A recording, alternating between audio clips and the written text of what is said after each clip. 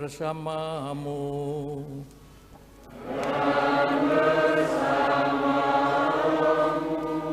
Inilah Injil suci menurut Matius.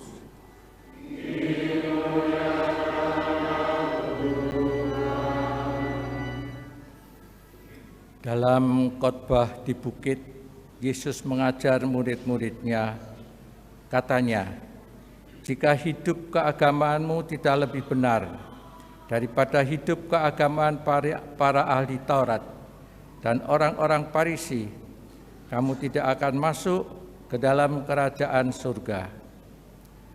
Kamu telah mendengar apa yang difirmankan kepada nenek moyang kita, jangan membunuh. Siapa yang membunuh harus dihukum. Tetapi aku berkata kepadamu, setiap orang yang marah terhadap saudaranya harus dihukum.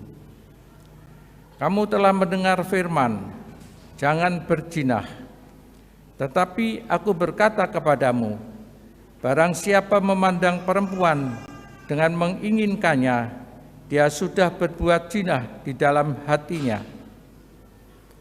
Kamu telah mendengar pula apa yang difirmankan kepada nenek moyang kita, jangan bersumpah palsu, melainkan peganglah sumpahmu di hadapan Tuhan.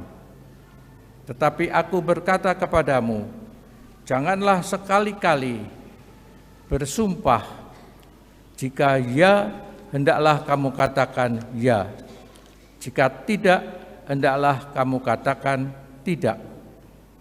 Apa yang lebih daripada itu berasal dari si jahat. Demikianlah sabda Tuhan.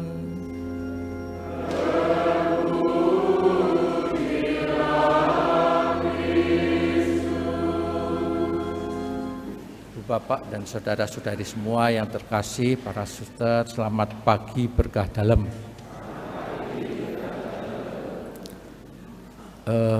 Setiap kehidupan bersama, kehidupan sosial, hidup bersama itu membutuhkan aturan. Untuk apa? Untuk membantu supaya masing-masing dapat tertib dan baik dalam relasi-relasinya. Contohnya kalau paling mudah mungkin kalau ada traffic light, ada merah, hijau, kuning yang setiap hari bisa kita jumpai. Untuk menata, mengatur supaya lalu lintas tertib, orang-orang juga bisa berjalan mengendarai dengan tertib, tidak macet dan sebagainya. Aturan-aturan dibutuhkan untuk membantu kehidupan bersama.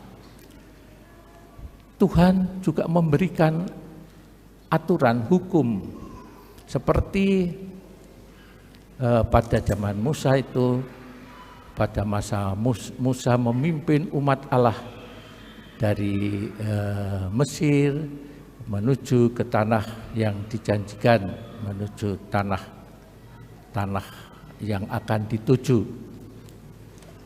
Ada 10 perintah Allah untuk menjaga hubungan satu sama lain, orang yang satu yang dengan yang lain, tetapi juga hubungan umat itu dengan Allah sendiri. Dalam Injil hari ini kita mendengar yaitu apa yang dikatakan oleh Yesus kepada murid-muridnya, pengajaran kepada murid-muridnya. Jika hidup keagamaanmu tidak lebih benar daripada hidup keagamaan para ahli Taurat dan orang-orang Farisi, kamu tidak akan masuk ke dalam kerajaan surga. Seperti apa? Seperti apa kehidupan ahli Taurat dan Farisi? Memang aturannya begitu banyak di dalam hukum Taurat itu, sampai 600-an lebih, satu kecil-kecil semua. Misalnya kita dengar kalau masuk ke rumah orang, dia harus membasuh tangan, membasuh kaki. Banyak sekali aturan-aturan itu. Kalau mau makan dia harus mencuci, bukan untuk kesehatan, tetapi juga untuk hubungan itu merasa ada hubungan dengan Allah sendiri, dengan orang sendiri. Dan begitu ingin sempurnanya sehingga aturan-aturan itu ingin ditetapi, ingin ditepati, sehingga kadang-kadang menjadi munafik. Tapi Yesus mengatakan kepada nenek moyang, difirmankan, jangan membunuh. Memang ada itu dalam 10 perintah Allah. Jangan membunuh. Siapa yang membunuh harus dihukum. Nah, selanjutnya dikatakan, tetapi aku berkata kepadamu, setiap orang yang marah terhadap saudaranya harus dihukum. Jadi bukan karena pembunuhan itu karena kebencian, ingin menghilangkan, berselisih, ingin menghilangkan hidup orang itu. Tetapi sumbernya dari pembunuhan itu dari mana? Yaitu dari hati yang pemarah. Sumbernya dari hati. Dari situlah. Karena itu ini pun bukan hanya pembunuhan, tetapi juga dari hati yang pemarah, yang membuat relasi satu orang dengan yang lain itu menjadi baik karena marah dari hati itu tidak suka. Demikian juga kepada Allah, kiranya kita bisa jadi orang juga marah kepada Allah. Ibu, bapak, dan saudara-saudari semua yang terkasih, hari ini hari melanjutkan tanggal 11 Februari, hari orang sakit sedunia. Jangan membunuh juga jangan dapat diartikan lebih luas, yaitu menghargai hidup, menghargai kehidupan, hormat terhadap kehidupan yang dianugerahkan Allah, ya, dengan menjaga kesehatan, dengan menengok orang sakit, itu pun sudah tanda menghargai kehidupan. Betapa banyak kasus-kasus menghilangkan orang lain, buat pembunuhan karena kebencian.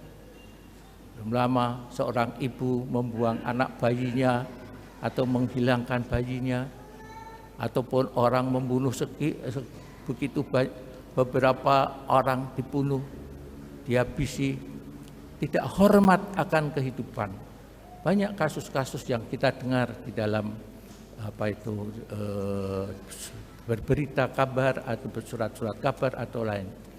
Kita diajak oleh Yesus untuk kepada murid-muridnya, tetapi juga kepada kita agar menghargai, menghormati kehidupan, supaya bersama-sama hidupnya baik, bersama-sama hidupnya itu sehat. Kemudian juga dikatakan oleh Yesus,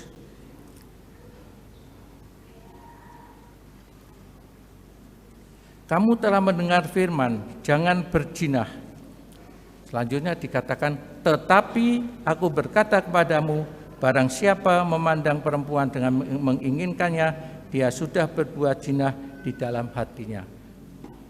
Untuk menghargai kehidupan keluarga, menghargai kehidupan rumah tangga, menghargai, menghormati hidup keluarga, menghargai kesetiaan satu sama lain di dalam hidup keluarga. Sekali lagi disebutkan sumbernya dari mana. Karena itu Yesus mengatakan memang ada hukum seperti itu, tetapi dikatakan tetapi aku berkata kepadamu. Barang siapa memandang perempuan dengan menginginkannya, dia sudah berbuat zina di dalam hatinya. Selanjutnya juga dikatakan,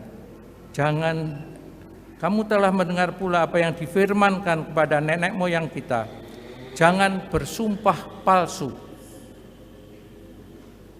melainkan peganglah sumpahmu di hadapan Tuhan.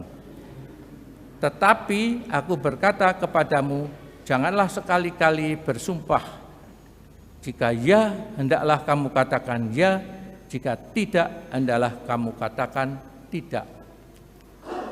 Sumpah palsu, bersumpah entah demi langit, demi bumi, demi ini, demi itu, bisa diselewengkan.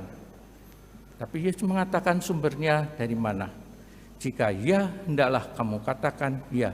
Jika tidak, hendaklah kamu katakan tidak. Untuk membela atau menghargai kejujuran, kebenaran, dihargai, dihormati. Ibu bapak dan saudara-saudari semua yang terkasih, betapa banyak tantangannya dalam hal ini, dalam kehidupan bersama. Kita dengar dalam berita-berita, kadang-kadang berita bohong, berita palsu, berita tidak benar. Begitu banyak orang dengan mudah mengatakan hal sesuatu yang tidak benar untuk mencari kepentingannya sendiri atau untuk mencari bagi dirinya sendiri. Dan itu kadang-kadang juga menjadi penipuan macam-macam. Kita sering banyak mendengar berita-berita entah hoak, ada yang namanya hoak, berita-berita yang tidak benar. Kita diajak untuk menjaga kebenaran, untuk menghargai kebenaran. Kalau katakanlah ya, kalau iya, tidak kalau tidak. Itulah pengajaran Yesus di satu bukit kepada murid-muridnya.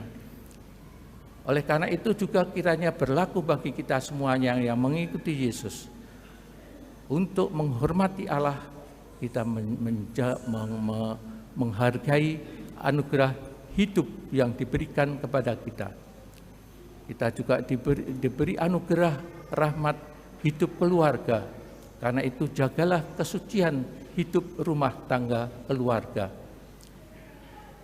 Kita dianugerahi kebenaran dalam diri Yesus, akulah jalan, kebenaran dan hidup. Hormatilah apa yang dikatakan Yesus itu, kebenaran yang dia bawa di dalam kehidupan kita sebagai orang beriman. Dan kebenaran-kebenaran yang lain. Karena itu ibu bapak, marilah kita bersama-sama merenungkan sabda ini agar kita dapat mengikuti Yesus, mengikuti pengajaran-pengajarannya, dan mengikuti apa yang dikehendakinya supaya selamat dalam kehidupan kita. Marilah kita hening sejenak.